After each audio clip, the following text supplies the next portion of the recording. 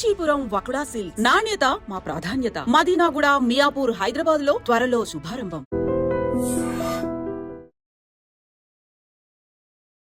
Hi, hello, నమస్తే, welcome back to iDream media. ఈరోజు మనతో ఉన్నారు స్టాక్ మార్కెట్ అనలిస్ట్ అయిన రామచంద్రమూర్తి గారు. సార్తో మాట్లాడదాం. నమస్కారం సార్. నమస్తే అండి.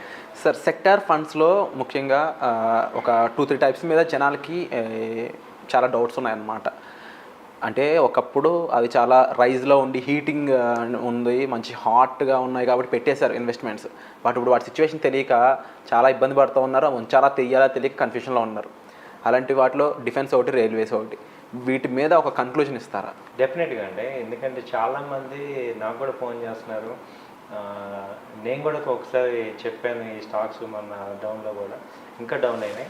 వీటన్నిటికీ గురించి అసలు ఏం జరుగుతుంది ఏంటని నేను మొన్న అంతా కూడా వాటి ఫండమెంటల్స్ చూసుకున్నాక క్లారిటీ వచ్చింది అనుకోండి. అందుకే ఈ వీడియో క్లియర్గా చేస్తున్నాను. మార్కెట్స్ డౌన్తో పాటు ఏమైందంటే సెక్టర్స్ ఎక్కువ డిఫెన్స్ సెక్టర్ కానీ రైల్వే కానీ ఓవర్ వాల్యుయేషన్ అయిపోయింది, బాగా హై వాల్యుయేషన్ అయిపోయింది, హైప్ క్రియేట్ అయిపోయింది. దాని తగ్గట్టు ఇక్కడ రిటర్న్స్ రాలేదన్నమాట. ఫండమెంటల్గా దాన్ని సస్టైన్ అవ్వాలి. అందుకని ఏమైందంటే ఇది కరెక్షన్లోకి వచ్చింది. అయితే ఇప్పుడు ఏమైందంటే వాల్యుయేషన్ కన్నా అండర్ వాల్యుయేషన్లోకి వచ్చాయి. అయితే ఇప్పుడు రీసెంట్ రిజల్ట్స్ చూసుకుంటే ఒక్కొక్క కంపెనీ కూడా చాలా బాగుంది. టెక్స్మో రైల్ కానీ, తర్వాత రైల్ మెయిన్ తీసుకుంటే ఆర్వీఎన్ఎల్, ఐఆర్సిటీసీ, ఇవన్నీ కూడా మంచి ప్రాఫిట్స్కి వస్తున్నాయి. అలాగే డిఫెన్స్ సెక్టర్ తీసుకుంటే క్వశ్చన్ బాగా 50% ఫాల్ అయింది. అలాగే ఫాల్ అయింది. అలాగే ఈ బీడిఎల్, బిహెచ్ఈఎల్, బిఈఎంఎల్ ఇవన్నీ కూడా బాగా కరెక్షన్ అయ్యి నిలబడుతున్నాయి. అయితే వీటి కంపెనీ యొక్క ఫండమెంటల్స్ చూసుకుంటే అన్ని ప్రాఫిట్లో ఉన్నాయి. కాబట్టి ఈ రేషియో తగ్గింది కాబట్టి ఎక్కువ మంది ఇన్వెస్టర్స్ వస్తారు. అయితే ఇప్పుడు ఏమైందంటే గ్లోబల్ సెల్ ఆఫ్ అయిపోయింది కాబట్టి ఈవెన్ ఎఫ్ఐఎస్, డిఐఎస్ అందరూ కూడా 80,000 crores సెల్లింగ్ చేశారు. కాబట్టి ఇప్పుడు ఈ defence stock fall normal market ఫాల్తో పాటు ఈక్వల్ అయిపోయింది. మొన్నటి దాకా ఇది ఒక్కటే ఫాల్ అయింది. ఇప్పుడు ఏమైందంటే అన్ని కంపెనీస్తో పాటు ఇది కూడా నార్మల్ వచ్చేసింది. ఒక 10% ఇది ఇంకా ఉంది. అయితే ఫండమెంటల్గా అక్కడ ఏం జరుగుతుందో చూస్తే సేమ్ ఈ బడ్జెట్లో కూడా డిఫెన్స్కి అంతే అమౌంట్ కేటాయించారు. అలాగే డిఫెన్స్లో ఇంకోటి ఏంటంటే ఇంతవరకు లేదే మనం ఇండిజీనియస్గా మనం ఆర్మ్స్ని ఎక్స్పోర్ట్ చేస్తున్నాం. ఇవన్నీ కూడా మన అక్కడ డిఫెన్స్ ఎక్స్పోర్ట్ చేస్తున్నాం. అలాగే ఈ డిఫెన్స్లో కొంత వచ్చి స్పేస్లో కూడా శాటిలైట్స్ కూడా కొన్ని రా మెటీరియల్స్ వాడుతున్నారు. సో దానివల్ల వాళ్ళు ఇన్కమ్ జనరేట్ చేయగలుగుతున్నారు. కాబట్టి మనం కంగారు పడాల్సింది ఏం లేదు. ఇది డిఫెన్స్కి సంబంధించి. అలాగే రైలు తీసుకుంటే మనకి ఇప్పుడు వందే మాతర రైల్లో స్లీపర్స్ పెడుతున్నారు. అలాగే బుల్లెట్ ట్రైన్స్ మళ్ళీ డౌన్ ఇంకా పెంచుతున్నారు. కాబట్టి ఈ రైల్వే కూడా అంతకు ముందులాగా కాకుండా మంచి మోడల్ రైల్స్ వస్తున్నాయి. కోచెస్ మంచి డెవలప్మెంట్ కోచెస్ కూడా వస్తున్నాయి. కాబట్టి రైల్ గ్రోత్ కూడా ఏంటి చాలా ఫాస్ట్గా ఉంది. సో ఈ రెండు కూడా గ్రోయింగ్ సెక్టర్సే. కాబట్టి మనము చేసిన పాయింట్ ఏంటంటే ఈ ఓవర్ హైలో కొన్నాము, ఇంకా వెళ్తుందని కొన్నాం. కానీ ఇప్పుడు ఏంటంటే రీఇన్వెస్ట్మెంట్కి ఇది మంచి కేటగిరీ తీసుకోండి.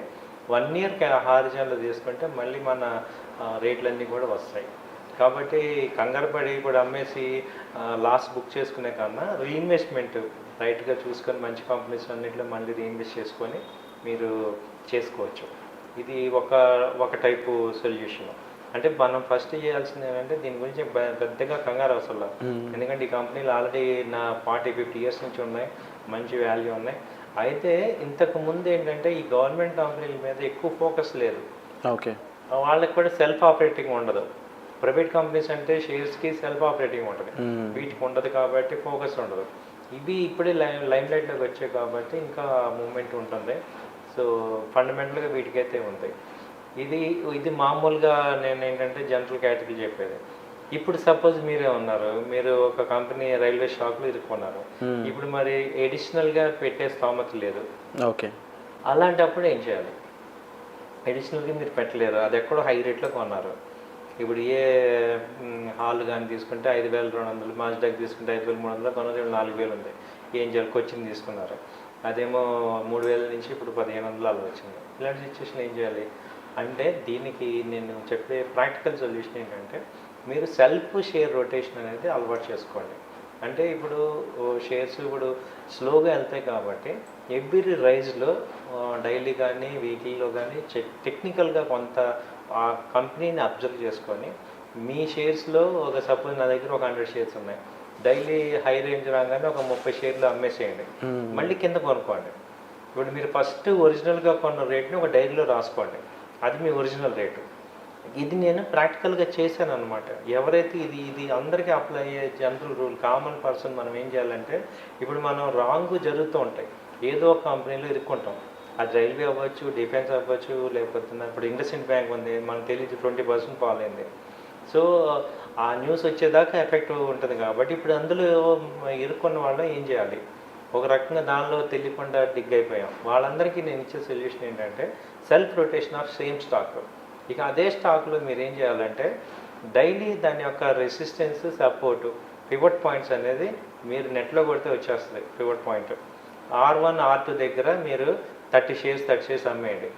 S1 సపోర్ట్ దగ్గర బై చేయండి, ఇంట్రాడే లిమిట్ తీసుకోండి. మీరు కనుక ప్రాఫిట్ వచ్చింది ఆ రోజు, ఇప్పుడు స్టాప్ లాస్ పెట్టుకోండి, ఒక 1000 రూపాయలు స్టాప్ లాస్, ఒక 1000 రూపాయలు టార్గెట్. 1000 రూపాయలు ప్రాఫిట్ వస్తే మీరు అది తీసుకోకండి, మళ్ళీ అదే షేర్ కొనండి. ఓకే, మళ్ళీ అదే రోజు ఇప్పుడు 1000 రూపాయలు వచ్చాయి, 500 రూపాయలు 2 షేర్లు కొనుక్కోండి. మళ్ళీ రేపొద్దున మీరు మళ్ళీ అదే పని చేయండి. లాస్ వస్తే వదిలేయండి, ప్రాఫిట్ వస్తే మళ్ళీ షేర్లు కొనండి.